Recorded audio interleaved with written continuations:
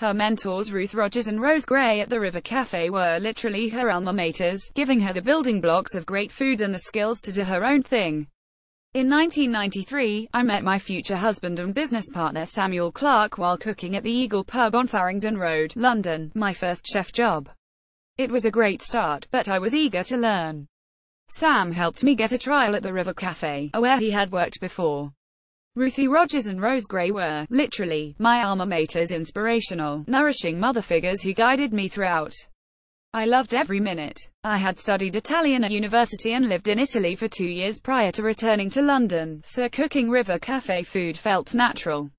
It was a steep learning curve going from River Cafe novice to running shifts in 6 months, during which the philosophy of good ingredients, seasonality and regionality got into my blood and later became the building blocks behind Moro. I just adapted the principles to Spain, North Africa and the Eastern Mediterranean. 2 women at the helm of a restaurant was a rare and special thing, and I felt blessed to be in the right place at the right time. Rose and Ruthie taught me how to run a restaurant with calmness, respect and intelligence. There was no old-school macho shouting or aggressiveness, just pure focus on the quality of the ingredients, flavor and a sense of pride in one's cooking, from Ruthie's lightness of touch to Rose's integrity and passion. There were always a lot of female chefs in the kitchen too, as at Moro, where at times women outnumber men by 21. I still remember Rose teaching me how to make this Tuscan samurai bolita, building up the layers of vegetables, first with the base of onion, celery and garlic, followed by the fresh tomato, then borlotti beans, chard, basil and bread, and to finish, copious amounts of capsaicin extra virgin olive oil, a thick, syrupy green nectar with a peppery finish. I often cook it at home too. I helped test the recipes for the second River Cafe book, which gave me some confidence and experience when I came to write the first Moro cookbook with Samuel in 2001. I also felt spoiled being taken on 2 inspirational food and wine trips around Italy in the late autumn. These trips are so educational, and for us traveling is an essential part of what we do to keep fresh and creative. Next year we are planning a couple more trips, Georgia and Uzbekistan, with some of the Moro team. Rose and Ruthie's love of people and family always meant a varied and bright team, some of whom are still great friends. I had the privilege of cooking with many wonderful chefs: Lucy Boyd, Rose's daughter, Theo Randall, Jamie Oliver, Allegra McEvedy and Jane Baxter. These were the alumni just from my short stint at the River Cafe, but it seems that it never ceases to produce extraordinarily talented chefs. The training at the River Cafe is second to none, and I often encourage my chefs to work there when they want to move on. Wandering down to the river during breaks or picking herbs in the garden are pretty special moments in the chef's day too. I left in the autumn of 1996, but would have stayed much longer if it hadn't been for the fact we were already setting up Moro, which opened the following April, in 1997. Moro owes a lot to Rose and Ruthie and the River Cafe, and my husband Sam is just as proud of it as I am.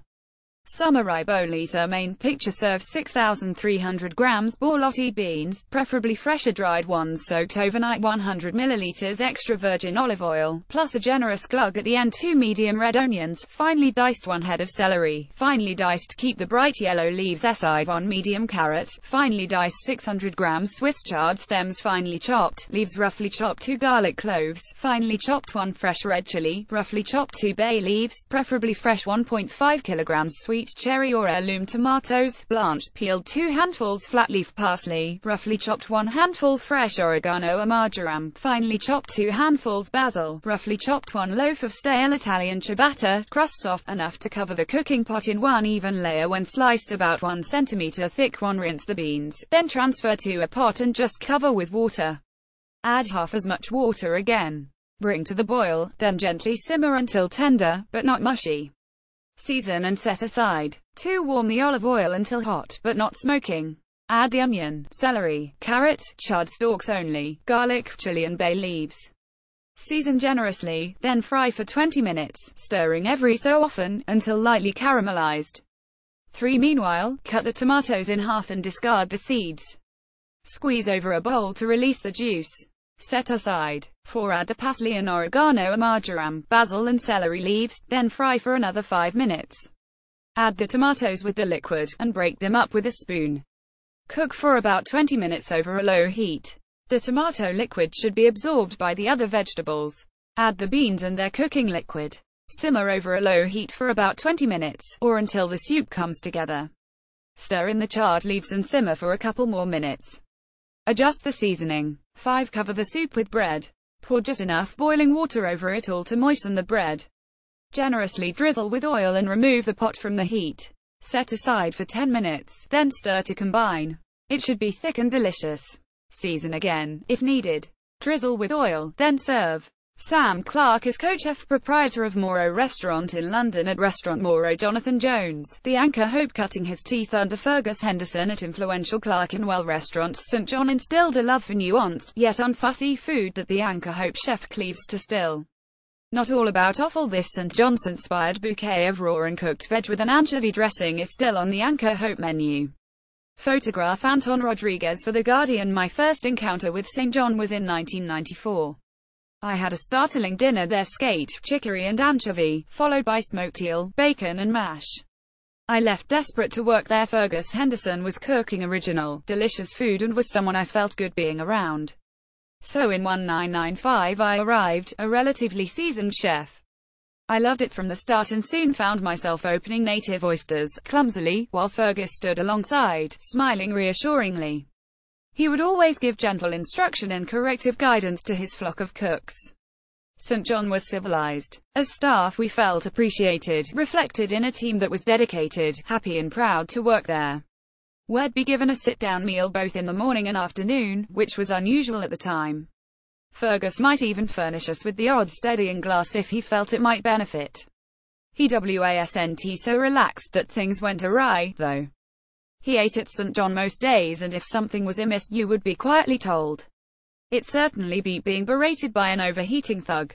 Fergus is not only a massive influence how I cook, but on how I treat my team at the Anchor and Hope. To think Fergus cooking is just about simplicity is deceptive. It has nuance, thought and understanding, and the produce was beautiful Hebridean lambs, Aylesbury dry-plucked ducks, live Dorset langoustines and crabs. Seasonal treats that he'd only read about, wild sea kale or gull's eggs, all a pleasure to prepare and cook, famously using, with equal reverence, each part of the animal. Fergus food is deemed British by some people, and the produce almost exclusively is. But, actually, the cooking has a continental European sensibility. Artichoke and vinaigrette, pork chop and prunes, roast pigeon and peas, or kohlrabi salad. I always loved how un-restaurant-y his fare was, no dull filler tempura plus reduction, so prevalent at the time. It was real cooking. Boiled belly and lentils, roast grouse whole brill served on green and white vegetables for 5 or 6, pheasant pies that served 4, not 1, because that way you get the best ratio of filling to pastry. Everything was delicious, generous and homely. Exactly what I aim for now, 20 years later. To show it's not all meat and offal at St John, here is something that we still serve that I learned from Fergus. It opened my eyes to what a restaurant could do. Raw and cooked vegetables with anchovy dressing. Anchor aid as much an assembly as a recipe, and only worth making to eat with really fresh vegetables. This makes a good summer lunch with some bread and wine, even better with a 7-hour lamb shoulder to follow. The Anchor aid recipe is a St John one that I have embellished a little. For the dressing, 7 garlic cloves, peeled, a pinch of black pepper, 1 tin of anchovies in oil, 285 milliliters extra virgin olive oil, a splash of red wine vinegar, 1 diced long red chili, 1 teaspoon thyme leaves, a handful of basil leaves for the vegetables, whatever veg looks lovely, radishes, peas in their pods, carrots, little gem lettuce, spring onions, fennel, chicory, beets, broccoli, cauliflower, tomatoes, broad beans, cucumber. 1. First make the dressing. Put the garlic and pepper into a food processor or mortar and crush to a fine puree, then add the anchovies and allow them to break down. Start to add the oil, then the vinegar to taste. Check the flavor for seasoning. You will be left with a thick emulsion. Then fold in the chili and herbs. 2. Perhaps with the exception of the beetroot, you can choose to cook or serve your veg raw as you like. If you are cooking, say, your carrots or broccoli, do so in boiling salted water until only just tender. Trim, wash well and dry your veg. 3. Assemble in a pleasing way. Dip and crunch. Jonathan Jones is chef proprietor of the Anchor Hope in London's Waterloo. At Anchor Hope, cut Jacob Kennedy Moreau's founders Sam and Sam Clark nurtured a boy fresh from school into the chef he is today. Kennedy's first dish was emblematic of their food ethos. A Moreau-inspired Lebanese recipe for seared sirloin salad with pearl barley, grapes and sumac. Photograph Anton Rodriguez for The Guardian. Moro threw a tidal wave across London's culinary scene 20 years ago, and it buoyed me up as a chef in the Flotsam. I first ate there a month after it opened, while still a schoolboy. I loved the food, still do, always will, so Mum and a dear friend Zaki Alia encouraged me to speak with the Sams to ask if I could spend a week in their kitchen. For all their brilliance, they were momentarily foolish enough to let me in, the day I left school. A week became 6 months, and since then I have been a chef. The Sams' food is at once comforting and exotic, exciting and wholesome. The first dish I ever made at Moro was their salad of seared beef with white grapes, barley, sumac and parsley, which seems so mad, utterly delicious and typical of the feeling behind their cuisine. Samuel taught me to relish chaos and Samantha to relish order. Both taught me to relish food. They taught me how little I knew by showing me so many new things, by building up rather than breaking down. They taught me to like cheese, to love fat, to work in a team, to make a family at work, to go out, to have fun, to hold my liquor, to love cooking, to love life, and to express those loves through food. Sam and Sam taught me to be a chef. I may never forgive them, and can never repay them, but will love them for it, forever. Seared sirloin salad with pearl barley, grapes and sumac serves 450 grams pearl barley, 2 sirloin steaks about 500 grams in total, a drizzle of olive oil, 23 bunches fresh flat leaf parsley, leaves picked, 350 grams white grapes, halved and seeded sea salt and black pepper for the marinade, 1/2 onion, grated 1 tablespoon red wine vinegar, 1 teaspoon sumac, 1 teaspoon coriander seeds, freshly ground, a pinch of freshly ground allspice, a pinch of freshly ground black pepper for the dressing, 1 small garlic clove crushed to a paste with salt, 1 tablespoon red wine vinegar, 4 tablespoons olive oil, 2 teaspoons sumac, a pinch freshly ground allspice, a pinch freshly ground coriander seeds, 1 simmer the barley in 1 liter water for 45 minutes, or until tender. Drain and set aside to cool. 2 combine all the marinade ingredients and rub evenly over the steaks. Leave to marinate for 12 hours. 3 blend all the dressing ingredients together and season. 4 when the steak is ready, get a griddle pan smoking hot. Rub the steaks with oil and lay on the griddle. The meat only needs about 30 seconds on each side. Season with salt as the sirloin is turned. Set aside to rest for a minute. 5 Meanwhile, put the barley, parsley leaves and grapes in a bowl, add the dressing and mix well. Taste and adjust the seasoning. Slice the steak into 1 centimeter thick slices across the grain. Toss half with the salad and lay the rest of the strips on top. Serve immediately. Jacob Kennedy is chef proprietor at Bocca di Lupo and Plaquemine Lock restaurants in London at Jacob Kennedy. April Bloomfield, the Michelin star chef, is another alumnus of the River Cafe, where she learned to focus on detail and quality and discovered the food that was important to her. My time at the River Cafe was incredibly special to me. I learned how to refine and elevate flavors from produce, to stick to the seasons and focus on quality and details in food. Most importantly though, I discovered the food that I really wanted to cook, and I connected with the food and the people there. It felt like I was in the right place, that I was meant to be there. I learned to be open and flexible. I discovered what was important to me, and it is something I try to bring to all my restaurants now. April Bloomfield's braised aubergines with potatoes, inspired by the River Cafe. Photograph Anton Rodriguez for The Guardian. The ingredients that matter most to me are vegetables. Although the meat was amazing and perfectly sourced at River Cafe, the vegetables blew me away. The way they sourced them, how they were prepped, the execution and refinement, the way Rose and Ruthie developed their flavors. They made vegetables, anything, really, dance around the palate. I went there for Rose and Ruthie.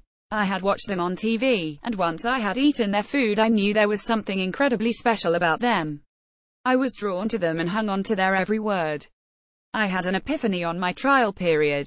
It was like a bolt of lightning. It was so earth-moving that I knew it was right. The food was like nothing I ever had tasted before. I knew in an instant that I wanted to cook like Rose and Ruthie. I think what makes the River Cafe such a great incubator for chefs is that it's a warm and inviting place to work. It is a group of like-minded people with similar views on food, where people want to go and know what they want to do. It's like a family, and that is what makes it so successful. When you have 2 great and passionate leaders, it makes everything worthwhile. As a young cook, I can remember seeing Rose Gray and Ruth Rogers cooking simple Italian food on Channel 4. From then on, I dreamt of working at the River Cafe. When I first ate their food, it was like a lightning bolt, earth-moving, and unlike anything I had tasted before. So I went there for Rose and Ruthie, and grew to love them for different reasons. Ruthie was the mother figure, Rose the more matter-of-fact and firm, with the occasional flicker of mischief. What I especially loved was that they didn't come from a culinary background, like I did. They brought ease to their kitchen. It wasn't militant or stuffy like others I'd worked in. Everything was approachable, inspiring, and wholly new to the establishment of London's dining scene. I try to bring the values I picked up at the River Cafe to my restaurants now. I learned how to refine and elevate flavors from produce, the importance of sticking to seasons and paying attention to detail, how to be open and flexible, and I found the food I really wanted to cook. Looking back, it's the vegetables that really stand out in my memory. From how they sourced and prepped them to the development and refinement of flavor. Celeriac, fennel and fresh shelling beans, like borlotti and cannellini, they made ordinary things awesome and did so simply but strategically, which was made possible by getting the absolute best ingredients, produce that comes alive and dances around on the palate. My cooks have coined the term anal rustic for my style of cooking. That means that when you see one of our dishes plated, like the one below, it can look simple and home-style, when in fact an awful lot of precision and thought has gone into it. It is the elegance of that simplicity that I learned at the River Cafe. Braised aubergines with potatoes, Chanfort di melanzane serves 61 large red pepper, extra virgin olive oil, 1 medium red onion, peeled and finely chopped, 3 garlic cloves, peeled and finely chopped, 2 small dried red chilies, crumbled 4 large ripe tomatoes, skinned and chopped, flaky salt and black pepper, 3 large waxy potatoes, peeled and cubed, 1 large firm aubergine, cubed, salted and set aside to drain for 1 hour, 3 tablespoons red wine vinegar, 3 tablespoons fresh marjoram leaves, 1 preheat the grill. When hot, grill the pepper until the skin is blackened on all sides. Put in a plastic bag to cool. Remove the skin, stalk and any seeds, and cut into 2 cm strips. Heat 2 tablespoons of the oil in a large, thick-bottomed saucepan, add the onion and let it soften and color. Add the garlic and chili, and cook for 34 minutes. 3. Add the tomato and 1 teaspoon salt, and simmer gently for 35 minutes. 4. Boil the potato in a small saucepan of salted water until al dente. Drain. Meanwhile, in a separate large saucepan, heat 4 tablespoons olive oil. When hot, add the aubergine cubes and brown all over. Cook until tender. Remove and drain. 5. In a separate bowl, combine the tomato sauce with the aubergine, potato and pepper. Sprinkle with the vinegar, salt and pepper, and stir together. Add the marjoram. 6. Serve drizzled with extra virgin olive oil, warm or at room temperature. April Bloomfield is a Michelin star chef at the Spotted Pig and the Breslin Bar and Dining Room, and the author of A Girl and Her Pig at April Bloomfield.